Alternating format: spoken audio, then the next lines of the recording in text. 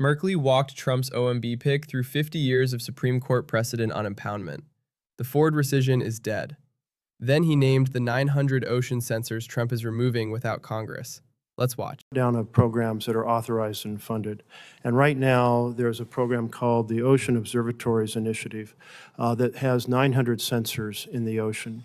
And the administration announced that it is going to take out 4 of the 5 arrays of these ocean sensors, which measure current direction, temperature, phytoplankton, acidity, salinity, and so forth, which are pretty much important information about the oceans. Congress has not asked these sensors to be taken out. They've not asked this program to be shut down. And there is a law on the books that says that to undo a program that's over $2.5 million in the Commerce, Justice, and Science, funded through the Commerce, Justice, and Science, there has to be, even if it's just being decommissioning it, it has to have a 30-day notice to Congress. Are you familiar with whether any such 30-day notice was given? Senator, I'm not familiar with the program in question. I would have to defer to the Department of Commerce on that. And I would really quick note that Director Vought, when he was up here testifying on not including mandatory, what he said was in context of the of another reconciliation bill coming down the pike. So I just wanted to contest the characterization of how it was framed in terms of what he was discussing when he put forward that assertion about just putting a mandatory budget forward. You mean the assertion about not confusing the public, that assertion? Yes, sir. Yeah. Well, I don't think there's any, okay. I understand why you would want to defend the director. I did not find wanting to not confuse the country as a legitimate reason to hide the deficit and debt numbers. Really hope that because both Democrats and Republicans have weighed in and said, don't dismantle this ocean array. It's authorized, it's funded, and the law requires notice to Congress. And it is, but from every scientist we can talk to, I mean, sheer stupidity to pull out an array that costs hundreds of millions. Its information's been used in over 500 studies. It's an example of what I'm talking about, of the administration trying to respect the separation of powers. If Congress says to you, take it out, fine. If they do that by law. But when it's authorized and funded and the administration just says, well, we don't like this program, so we'll rip it out, that's not okay. My final point, I just want to emphasize that the actions that have been taken in which grants are awarded preferentially to states that have either state leadership or federal elected leadership that is red rather than blue, that's unacceptable. Will you pledge to keep the sense of not having grants allocations, I guess, contaminated by partisan undertakings or influences? Senator, certainly commit to ensuring that grants are spent in accordance with the law, but fundamentally in accordance with the president's priorities as well. Okay, but that didn't answer my question. So will you commit to keeping partisan influence out of the award of grant programs? Senator, obviously the American people elected the president, as we discussed last night. He's given discretion within the boundaries of statutes to award grants based off of his policy views. So we'll certainly commit to abiding by the law and effectuating the president's agenda. Right. So I have to wrap this up, but yes, you do. Thank you. I hope that view will change. Just think about it.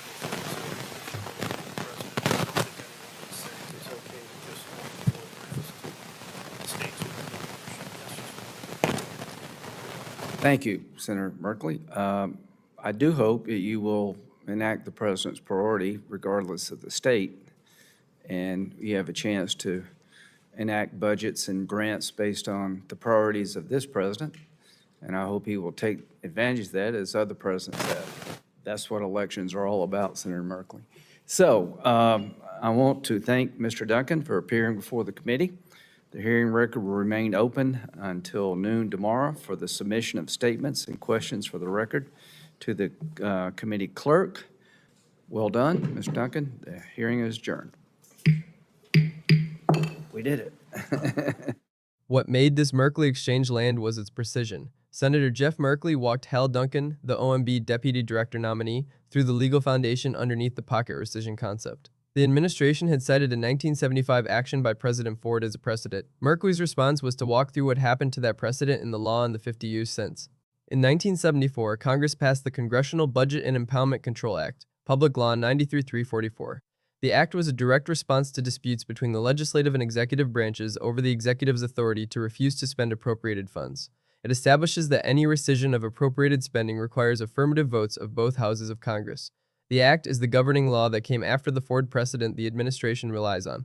A pocket rescission is a procedural device by which the executive branch attempts to cancel appropriated spending without an active congressional vote.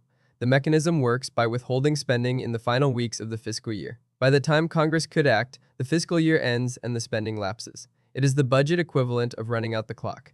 The legality depends on whether the courts and Congress treat the withholding as an impoundment. Reuters' framing of the exchange captures what made it work. Merkley took an administration legal theory and walked through the chronological history of Supreme Court rulings that had limited it. The walk was clean. Duncan could not, in any honest reading of the rulings, dispute that the legal landscape had evolved away from the Ford precedent. The framing matters because it places the administration's revival of the technique in a structurally weaker position. In 1983, the Supreme Court decided INS versus Chadha. The decision held that congressional veto provisions of various statutes were unconstitutional and reaffirmed the bicameral process requirement. The decision is part of the chain of Supreme Court rulings on the structural relationship between Congress and the executive on appropriations. Merkley's walk through 50 years of impoundment law treats Chadha as one of the foundational anchor points. In 1998, the Supreme Court decided Clinton versus City of New York. The decision struck down the Line Item Veto Act, which had been an attempt by Congress to delegate to the president a power to selectively cancel specific items within an appropriations bill. The court held that the line item veto violated the presentment clause. The decision is the most directly applicable precedent to the pocket rescission concept Merkley was probing. The connection Merkley drew between Clinton versus City of New York and the current pocket rescission concept is the structural one. A pocket rescission is, in effect, a line item veto by another name. The president identifies specific appropriated items, declines to spend them, and runs out the clock until the fiscal year ends and the money lapses. The legal effect on the appropriation is identical. The Supreme Court ruled the technique unconstitutional in 1998. In 1975, the legal landscape that constrains executive impoundment today did not yet exist in its current form. The '74 Act had just been passed and had not been tested in court. The Chadha decision had not been decided. Clinton versus New York was 23 years in the future. President Ford's action in 1975 was the last instance of the technique because, in Merkley's framing, the law evolved through the 50 years since to specifically rule it out. Duncan, when asked whether he was aware of other pocket rescissions in the half-century since the Ford action, said he was not aware off the top of his head. Merkley's reply was direct. The reason there have been none, he said, is because the law evolved to make them unworkable. The framing implies the administration's revival of the technique is not the resurrection of a legitimate but disused tool. It is the use of a tool the law has specifically ruled out. Merkley then pivoted to a separate but related concern. The budget that the president submitted for the most recent fiscal year did not include deficit and debt projections. There is a statute on the books that specifically requires the president's budget submission to Congress to include those projections. The omission was a direct departure from the law's requirement. OMB Director Russell Vought testified earlier in the year that he omitted the deficit and debt projections because, in his account, including them would have confused the American public. Merkley made two responses. The first was that the framing of the American public as confused is, in his words, an insult. The American public follows deficit and debt very closely. The second was that even if the framing were accurate, the OMB director is not authorized to decline to follow the law because he thinks the law is confusing to readers. Merkley then asked Duncan a direct question. Will you work to follow the law in the next budget submission? Duncan said he would certainly work to follow the law. He added that OMB will release additional projections of that sort in the mid-session review coming this summer. The commitment is now on the record. The next budget submission, if Duncan is confirmed, will be measurable against the statute he committed to follow. Merkley also asked Duncan to raise what he called a yellow flag if Vought again proposed to omit the required projections. Merkley then named a specific program the administration is in the process of shutting down. The Ocean Observatories Initiative is a National Science Foundation-funded program that operates 900 sensors in the world's oceans.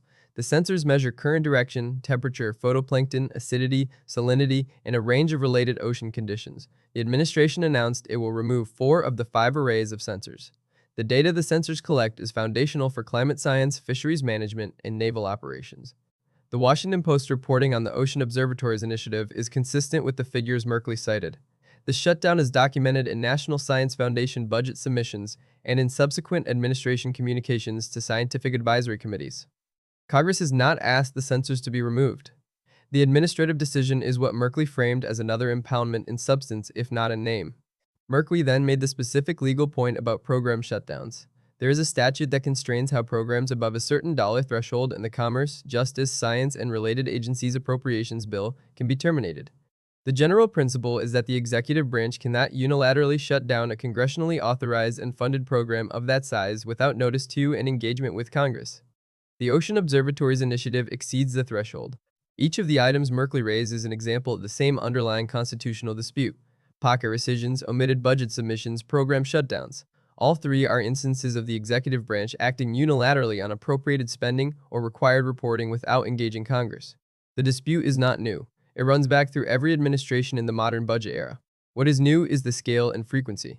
The reason the number 2 role at OMB matters specifically for these issues is structural. The deputy director participates in every contested impoundment decision, every contested rescission, every contested program shutdown. The role is not ceremonial. The deputy director signs off on the operational implementation of the decisions OMB makes. A nominee who declines to commit on the record to follow the law on deficit projections or to raise a flag on future impoundments is a different signal than one who makes those commitments. The procedural craft of the exchange is worth noting. Merkley used the hearing to build a record for future litigation and for future congressional oversight. The Ford precedent walkthrough is now on the record. The Vought rationale rebuttal is now on the record. The Ocean Observatory's legal point is now on the record. Duncan's commitment to follow the law on the next budget submission is now on the record. Each of those records will be cited in future court filings. The nonpartisan heart of the exchange is worth naming. The legal framework Merkley cited applies across administrations. The Impoundment Control Act was passed during the Ford administration. The 83 decision was decided during the Reagan administration. Clinton versus New York was decided during the Clinton administration. The line item veto Congress attempted to delegate was a Republican-led initiative. The framework is bipartisan in origin and applies to every executive equally. So the final accountability question is the standard one. What was gained, what was lost, and who is paying the cost? What the public gained is a clean walkthrough of impoundment law as it stands today, placed in the formal hearing record by a senior senator. What the public also gained is a set of testable commitments from the nominee on future budget submissions. What was lost was the chance to hear a substantive engagement on the merits of the pocket rescission concept itself. The committee can decide. The full Senate can decide.